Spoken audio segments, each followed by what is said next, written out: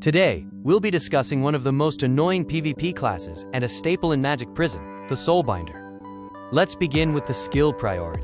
Soulbinder has a wide variety of skills, but for this guide, we'll focus on the most impactful ones to keep your gameplay simple, effective, and beginner-friendly. First, we have Soul Walker.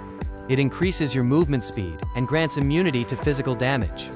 Next is Spiritual Vision, which reveals hidden enemies and changes their armor to Ghost.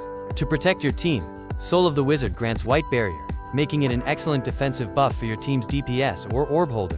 One of Soulbinder's signature skills is Soul Judgment. It extracts and pins an enemy's soul, causing damage dealt to the soul to transfer back to its real body. For crowd control, Soul of the Crusader repeatedly forces an enemy to sit, interrupting their actions. To disrupt key opponents, Soul of the Rogue can remove an enemy's weapon and headgear. For additional protection, Soul of the Sage grants Earthfield. Meanwhile, Soul of the Ninja grants instant cast and magic penetration to yourself or a teammate, making it an excellent buff for your team's magic DPS. Another important utility skill is Unreal. It disables auto attacks, greatly reduces magic defense, and counters Jormungandr. To punish ranged enemies, Heart of Darkness causes their ranged skills to damage their own teammates. For team survivability, Soul Link shares incoming damage between nearby teammates, while continuously restoring HP. It's also a great counter against the enemy Soulbinder's puppet. Finally, Guardian pulls a teammate to your location, removes debuffs, and grants HP regeneration and status resistance. As for your inherent skill, choose Dolan Trick whenever it's available.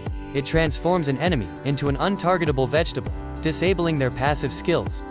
With the core skills covered, let's move on to the recommended runes for 6v6. We'll start with the Underworld Roamer rune, which enhances Soulwalker with additional movement speed, magic damage reduction, and fully restores your SP. Next is the Adversary of Magic rune, which unlocks Soul of the Sage and improves spell effect removal. To further strengthen your team's defense, the Whitewall Guardian rune enhances Soul of the Wizard by reducing ghost damage taken and extending its duration. For even better team protection, the Lifelink rune unlocks Soul Link, making it a great counter against the enemy Soulbinder's puppet.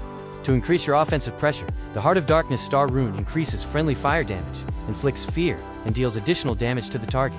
Meanwhile, the Merciless Endless Suffering rune strengthens Soul Judgment by reducing its cooldown and preventing the extracted soul from being killed.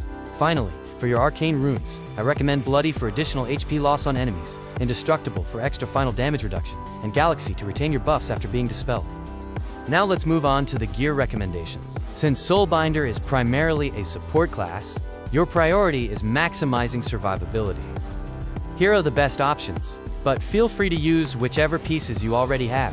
Finally, let's talk about your stat allocation. Max Vit and Int first, then put the remaining points into luck. And that's my beginner-friendly Soulbinder PvP guide. If you found this guide helpful, don't forget to leave a like, subscribe for more Ragnarok M Eternal Love guides, and I'll see you in the next one.